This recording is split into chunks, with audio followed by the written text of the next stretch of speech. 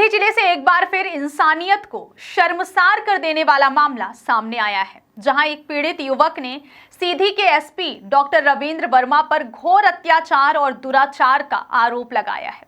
पीड़ित का कहना है कि उनके साथ हुआ कृत्य सीधी पेशाब कांड से भी कहीं ज्यादा अमानवीय है, जिसमें उनके मुंह में पेशाब की गई और उनकी मूछें कटवाई गई। वहीं दूसरी ओर पुलिस ने आरोप लगाने वाले व्यक्ति के खिलाफ कई प्रकरण दर्ज होने की बात कही है।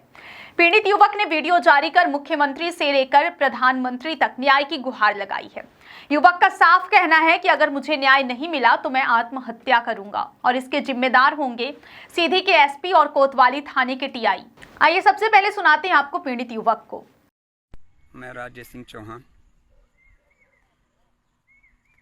12 तारीख की घटना है। सीधी गांधी स्कूल के पीछे मेरा कमरा है। एक पोस्ट थी जिला एसपी की, राजकुमार वर्मा या राजकुमार सोनी कोई थे, वो आरटीआई वगैरह लगा के जानकारी मांगे थे। हमने वो पोस्ट फेसबुक द्वारा पोस्ट कर दिया था, जिसके तहत सीधी एसपी डॉक्टर अरविंद वर्मा जी के नेतृत्व में हमको उठा लिया गया। हमारे कमरे से मेरे मोबाइल, मेरी गाड़ी जब्त कर ली गई। उसके बाद हमको किसी प्रकार की कोई जानकारी नहीं थी और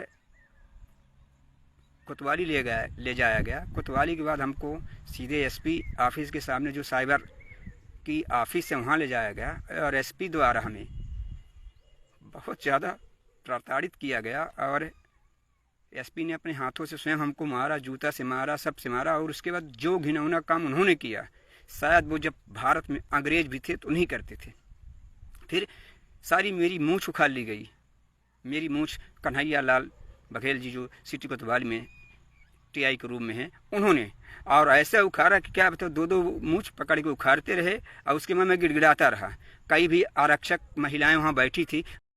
सीधी एसपी डॉक्टर रविंद्र वर्मा द्वारा हमारे साथ इतना दुराचार अन्याय किया गया जिसकी मैं कोई खुलासा नहीं कर सकता हूँ। यहाँ पे पेशाब कांड सीधी में हुआ, उससे भी बड़ा हमारे साथ उन्होंने अन्याय किया। हमारे मुँह में मुँह था, हमारी सारी मूंछ उखड़वाई गई और क्या क्या बताऊँ, कैसे कैसे उन्होंने हमारे साथ अत्याचार किया। मैं अब मुझे न तो जीने की इच्छा होती है ना यहाँ रहने की इच्छा होती है। मुझे ये लगता है कि अब मैं यहाँ से चला जाऊँ, लेकिन जाने से पहले मन टटोलता है कि एक बार सीधी की जनता से पूछ लूँ कि हमारे साथ इतना बड़ा अत्याचार हुआ है तो क्या ऐसे अधिकारी, ऐसे अवला बलों को यहाँ रहना चाहिए कि नहीं रहना चाहिए? इनके साथ सख्त से सख्त कार्रवाई होनी चाहिए कि नहीं होनी चाहिए? मैं यहाँ के सीधी के मुख्यमंत्री जो मोहन यादव जी हैं और प्रधानमंत्री हैं, उनसे सबसे मैं निवेदन करना चाहता हूँ कि मेरी पूरी जाँच कराई जाए और मेरे साथ स्पष्ट रूप से मेरे साथ न्याय किया जाए। और मैं जा रहा हूँ आत्महत्या करने के लिए। इसकी जवाबदारी सीधी एसपी और टीआई सिटी कोतवाली मैन मुख्य है। मुझे जीने लायक छोड़े नहीं उन्होंने। मेरे मुंह में पेशाब किया, मेरी मुंह छुकारी है। दरअसल यह घटना उस समय सामने आई जब सीधी जिला अभी भी पिछले पेशाब कांड के सदमे से उबर नहीं पाया। एक आदिवासी युवक पर पेशाब करने का एक वीडियो वायरल हुआ था, जिसने पूरे देश को स्तब्ध कर दिया था। उस मामले में आरोपी प्रवेश शुक्ला को गिरफ्तार कर उसके खिलाफ एनएसए के तहत कार्रवाई की गई थी और उसके घर को भी बुलडोजर से गिरा दिया गया। उस घटना पर भी व्यापक आक्रोश देखा गया था और राजनीतिक गलियारों में खूब हंगामा मचा था, जिसमें कांग्रेस ने आरोपी को भारतीय जनता पार्टी का नेता बताया था। वहीं अब एसपी और टीआई पर घोर अत्याचार और दुराचार का आरोप लगाया गया है। वहीं दूसरी ओर पुलिस ने आरोप लगाने वाले व्यक्ति के खिलाफ कई प्रकरण दर्ज होने की बात कही है। यह आरोप यदि सत्य है तो न केवल प्रशासनिक लापरवाही है, बल्कि मानवीय गरिमा पर एक सीधा और क्रूर आघात है। पीड़ित ने इस पूरे मामले में मुख्यमंत्री और प्रधानमंत्री से निष्पक्ष कार्रवाई और न्याय की गुहार लगाई है। पीड़ित ने यह चेतावनी दी है कि यदि उन्हें न्याय नहीं मिला तो वह आत्महत्या कर लेंगे, जिसकी पूरी जिम्मेदारी उन्होंने सीधी एसपी और सिटी कोतवाली की टीआई पर डाली है। सवाल उठता है कि क्या यह वही राज्य है जहां सुशासन और संवेदनशील प्रशासन की बात की जाती है? क्या सीधी पेशाब कांड से कोई सबक नहीं लिया गया? यह घृणित और निंदनीय कृत्य किसी भी सभ्य समाज में स्वीकार्य नहीं हो सकता।